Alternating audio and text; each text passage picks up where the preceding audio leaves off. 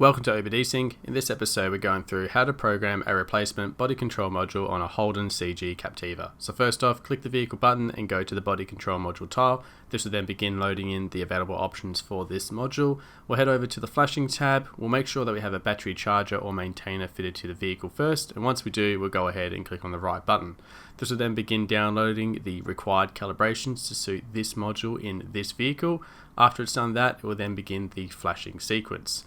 For a body control module, this typically takes only a few seconds for it to flash, but can take several minutes if it needs to do an operating system update.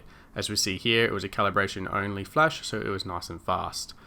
We'll then go ahead and click OK, head up to the Learn functions and perform our first task, which is the VIN secure link. So this will put the vehicle VIN into the body control module. Again, only a few seconds to complete. We'll go ahead, click OK, and perform our last task, which is the SDM Primary Key Learn, or also known as the option configuration. Once that's done, we're good to go, and that's all finished. Thanks for watching. Make sure to like and subscribe. Otherwise, we'll see you next time.